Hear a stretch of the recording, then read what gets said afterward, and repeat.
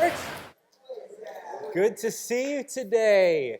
Thank you for making Obi-Wan a part of your weekend. My name is Kris. I'm one of the pastors. It's my privilege to share the message with you today. Are you ready? It's awesome. So, man, my wife and I were so excited. We were about to buy the biggest house we've ever owned. We were about to buy the nicest house we've ever owned.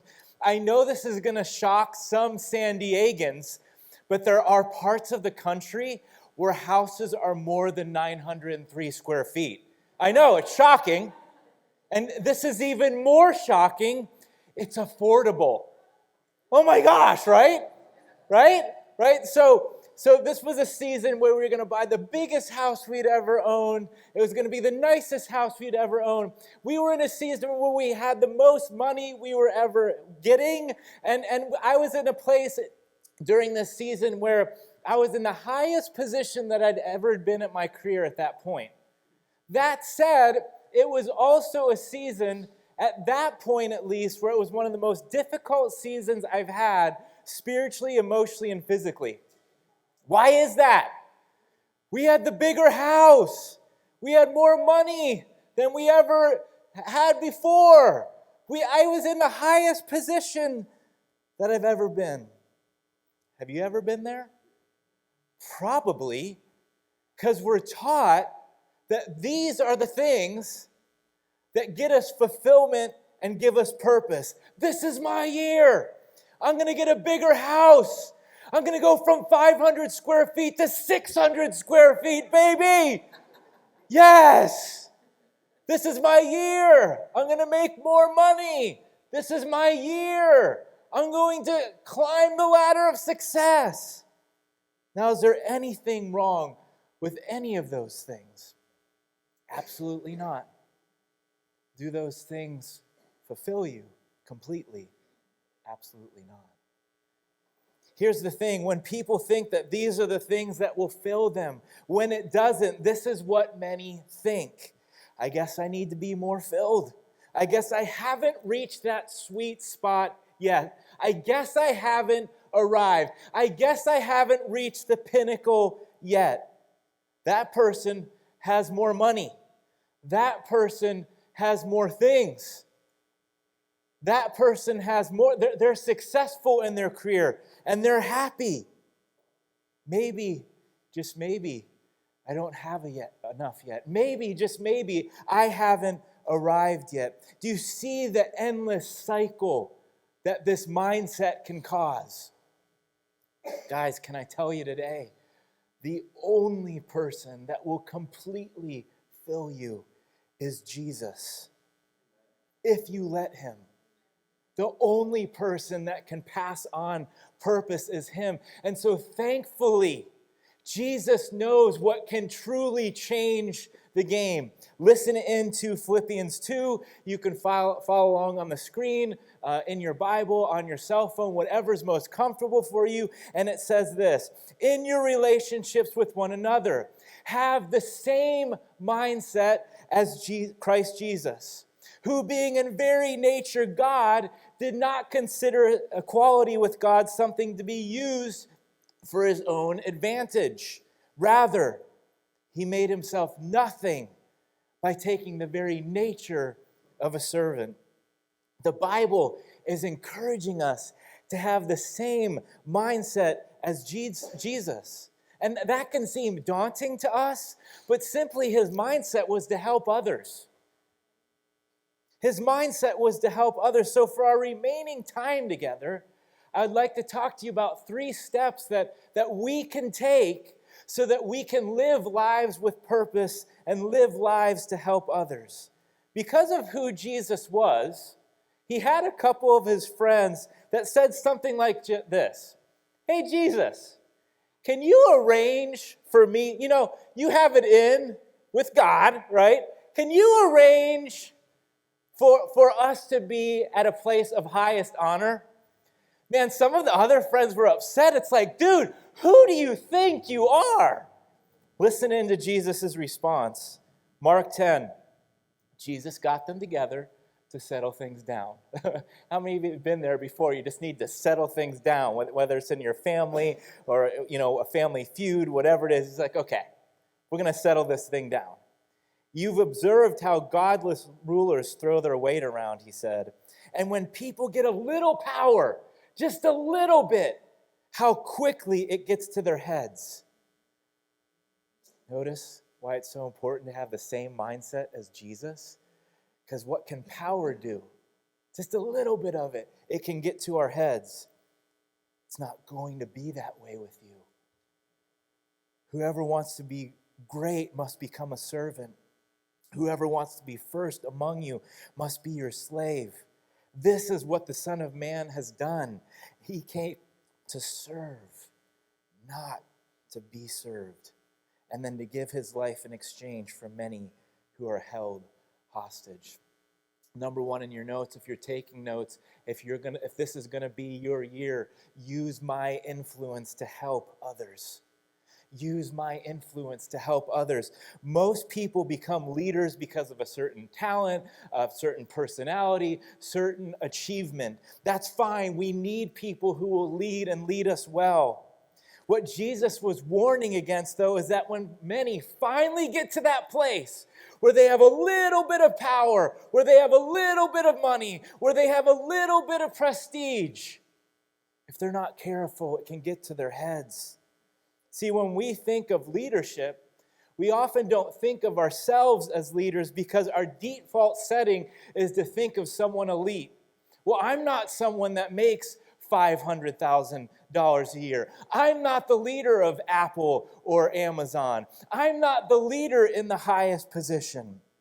That said, just like your point is saying, that said, all leadership really is influence. That's all leadership really is. Think about this. Parents influence kids. Teachers influence kids. Kids influence other kids. Adults influence other adults. The list could go on and on and on. So when you have the opportunity to use your influence to help others. Men, do you help your wife? Ladies, do you help your husband? Parents, do you help your kids? Kids, whether you're still at home or at college, do you lead by example by helping your family? In your career, do you help others? In this life, do you use the influence that you have? Whether you have influence over 2 people or 2,000, do you use your influence to help others?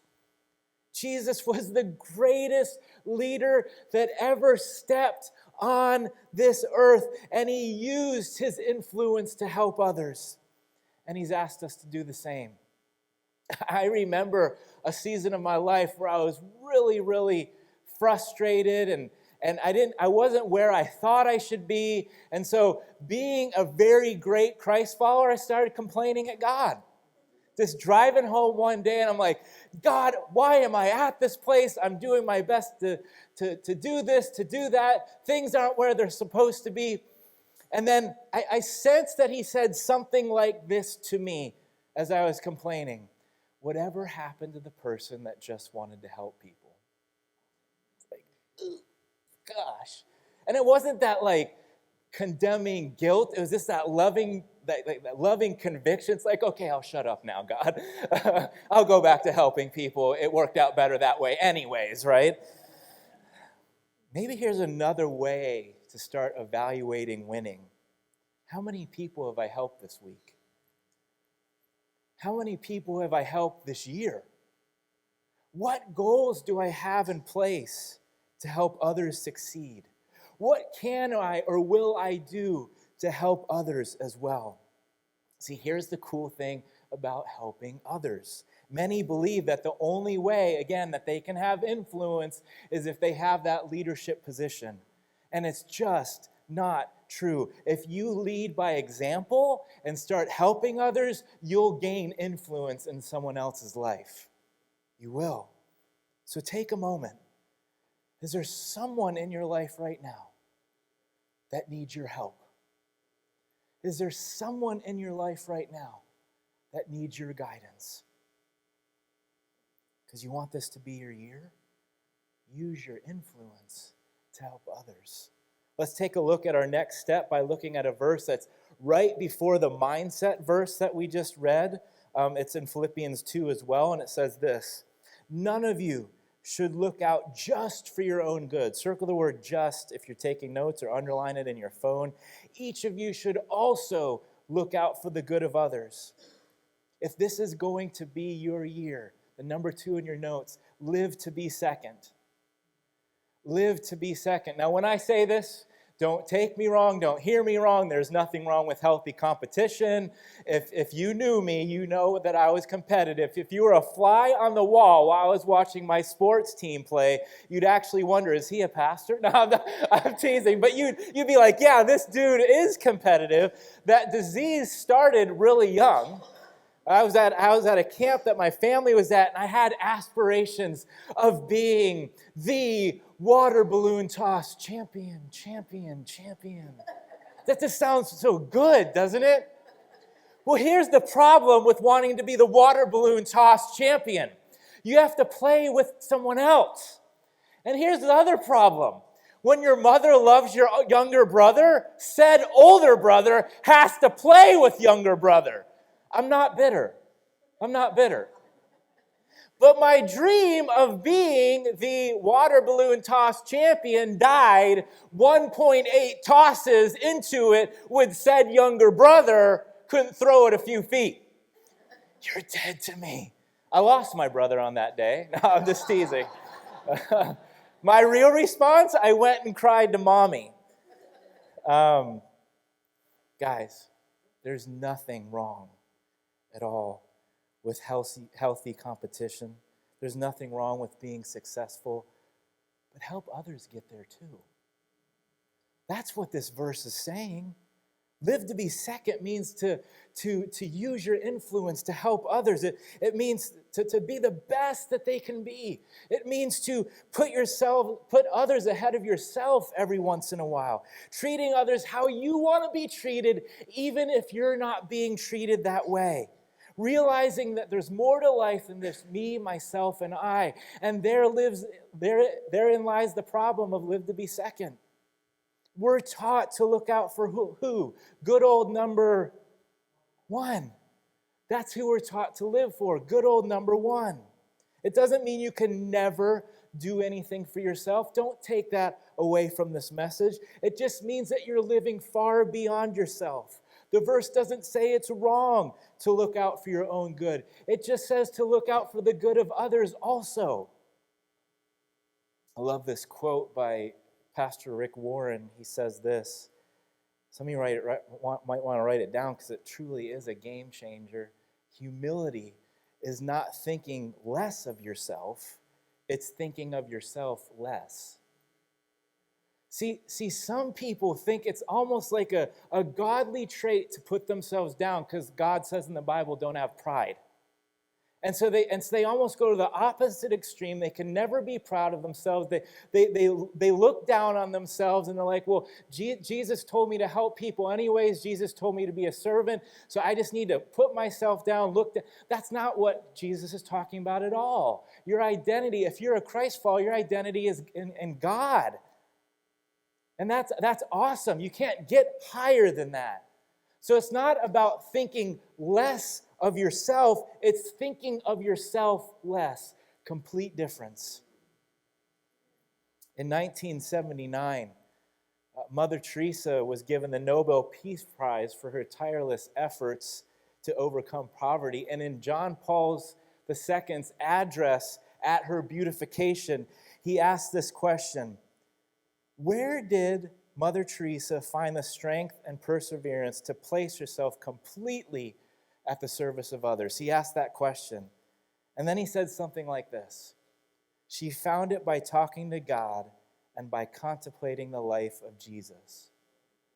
Now, according to the New York Times, Mother Teresa asked that the traditional Peace Prize dinner, that the money for that, it was allocated $6,000 for that dinner. She said, can we cancel that dinner and can you actually give to my work so that we can help more people?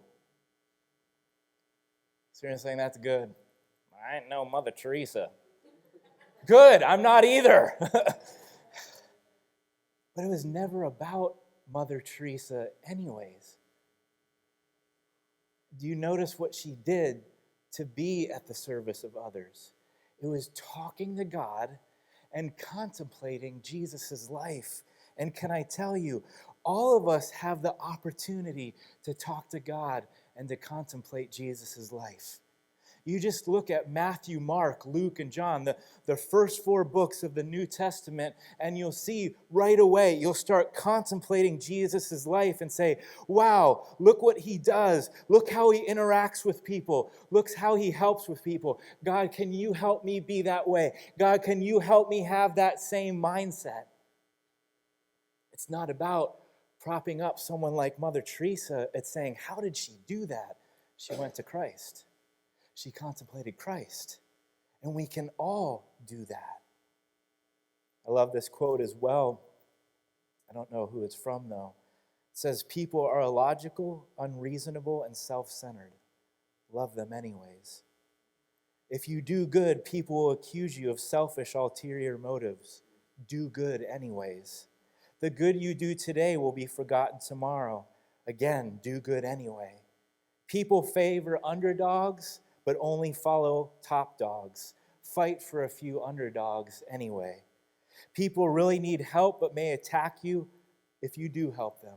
Help people anyway. Because you want this to be your year? Live to be second. Jesus was with his friends the night before he died, and he ends up doing one of those revolutionary things that only Jesus would do. Jesus got out some water and a towel, and he started washing his friends' feet. And there was one friend that was so shocked and appalled by that, he tried to prevent Jesus from even doing it. And you might wonder why, why would he do that? In that culture, someone that washed the feet of someone else was a household servant. That household servant was considered one of the lowliest servants. Do you catch the significance on why his friend might have a problem with that? One of the greatest, the greatest person to ever step foot on this earth, and he humbles himself to the lowest of low. Think about that. So his friend might have thought, no, you are not doing this. I know who you are, and I'm going to honor you, so you can't do this. Maybe he thought Jesus was above these types of things. Let's pick up the story after Jesus is done washing their feet in John 13. It says this. After washing their feet, he put on his robe again and sat down and asked, do you understand what I was doing? I want to stop there for a moment. I don't know if you're still discovering what faith is, have been in the faith for 6 months, 6 years, 30 years, but can I ask you, do you understand what Jesus does? Because when we understand what Jesus does and we contemplate the life of Jesus, we understand something about him, that he came to serve, not to be served. That's the person that we follow. That's our leader. He says, you call me teacher and Lord, and you are right because that's what I am. And since I, your Lord and teacher, have washed your feet, you ought to wash each other's feet. I have given you an example to follow. Do as I've done to you. Now that you know these things, God will bless you for doing them. Number 3, if this is going to be your year, to simply do what Jesus did. Do you notice that Jesus didn't say, now that you heard what I said to you, you'll be blessed? What did he say? He says, now that you've heard what I said, you'll be blessed if you do it. If you do it. So simply do what Jesus did. In a physical sense, you can't get any lower than someone's feet. And that's exactly where Jesus wants you. Because that's when you can help. Hey, I already can't go any lower. And while I'm down here, I might as well help you. Hey, how can I help? Could you imagine a church that was full of people that desired to help others, Notice I said desired to help others, not like, I feel so guilty. Okay, I guess so. Like, you're really twisting it this time.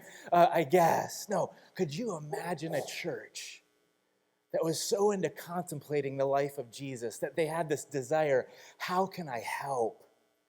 Wouldn't it be so cool if among others that the children's, the youth, the guest services, the worship and audiovisual teams had enough people helping out?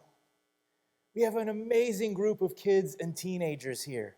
Maybe you'd consider jumping in so that they can continue to have fun learning about Jesus, because that foundation is so important.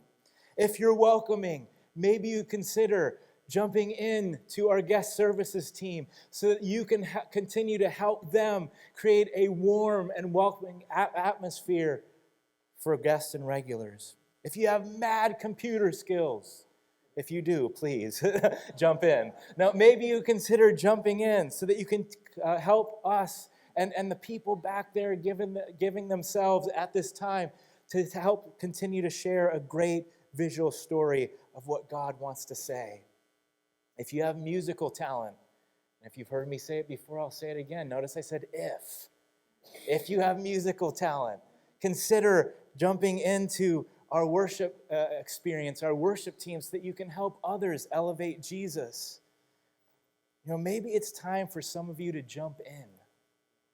Some of you are going to jump in and find purpose and fulfillment from doing that, and that's going to be so cool. That said, if you get into it and you jump in and it's not for you, you're like, dude, I don't like boogers. I love kids, but not boogers, or whatever. I have my own teenagers to deal with, and, whatever you jump into. And if you just find it's not your fit, that's okay. Jump around. Someone get that?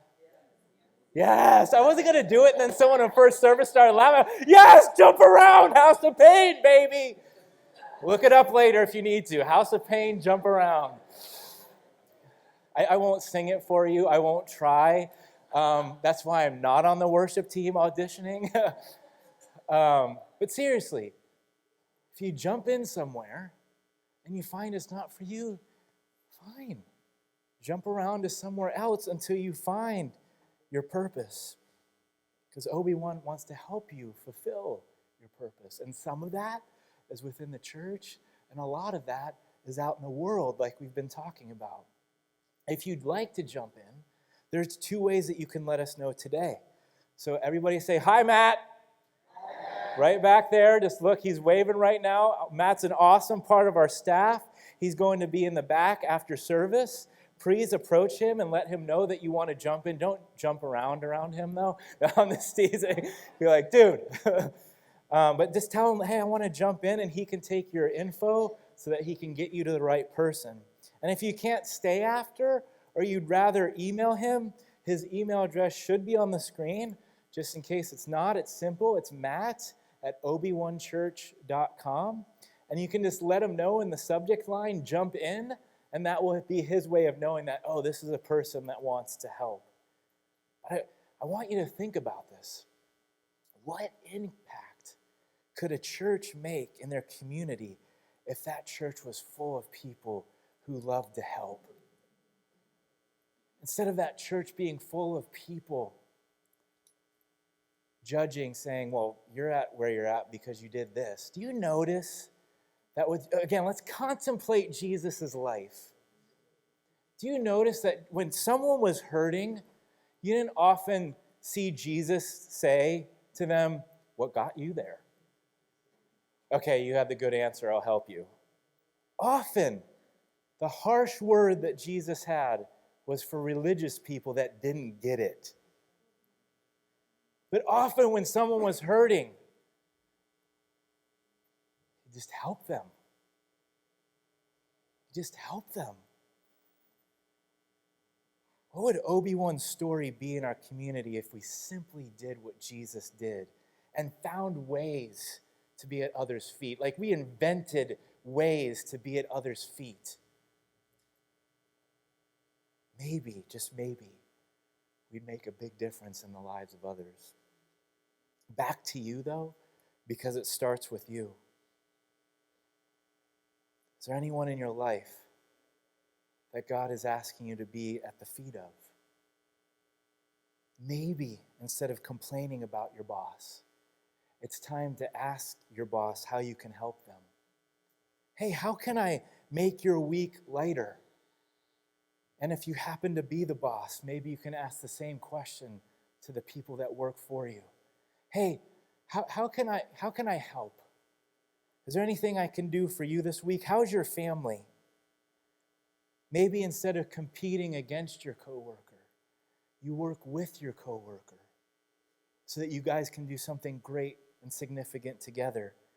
Maybe it's time to help your spouse out instead of always expecting your spouse to help you out. Maybe it's time to ask your kids if they need your help instead of being annoyed if they do need your help. Hey, was there anything hard that you faced at school today? Is there anything that you're worried about right now? Is there any way, as your parent who loves you, can help? If you're in school, maybe it's time to help someone else besides just focusing on your grades. Maybe it's time to lend a hand to your neighbor instead of continuing to think, they're only at where they're at because of what they're doing. And if they'd only learn. Maybe it's time to say, hey, can I help? Just notice that you're coming home stressed and a lot of tension and not pretending to know everything, but can I help? You need someone to talk to? Maybe it's time to call up or text a friend and see how they're doing instead of thinking that you're the only one that's struggling with what you're struggling with. Guys, I'll tell you, I don't bat 1,000 at this. You can ask my wife right after service. I don't bat 1,000 at this, or you can email her at krisdoesn'tbat1000.com. I'm sure she has a lot of things on there for you to look at. Now I'm teasing. I don't bat 1,000 at this because there's times in my life where I'm still too much about me. But when there's those times, every once in a while when I get it right, there have been times where my struggle has been temporarily lifted because I was thinking of someone else helping them. So why did my struggle go away? It wasn't magic. Why did it go away? It's because I wasn't thinking of myself anymore. I was thinking of someone else and help alleviate their struggles. And I'm like, wow, God, this is what it's all about anyways. What am I even doing? Why am I even struggling? Everyone close their eyes for a minute. There's no trick that's about to happen. This is just to help you focus. I want you to picture Jesus right now. Just picture Jesus.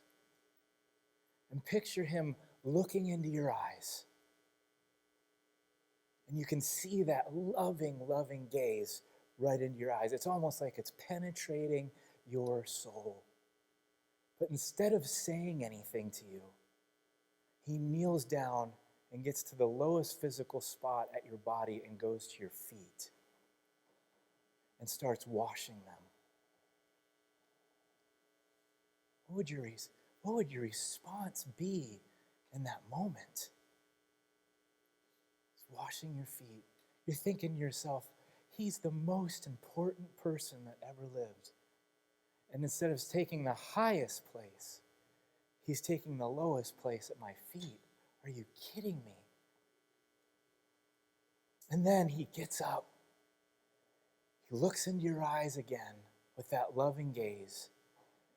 He doesn't even say, hey, can you say thank you to me now? He simply says this, do this for others. Do this for others. So with your eyes still closed for one more moment,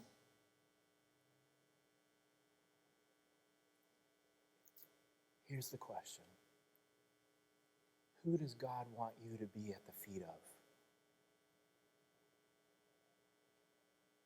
And I have this bet, whoever's coming to your mind right now, God wants you to do something for them.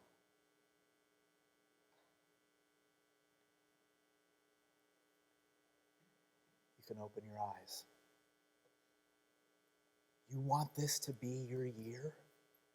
Do what Jesus did In fact, your life would have so much greater purpose. Our lives would have so much greater purpose if we simply chose to do what Jesus did.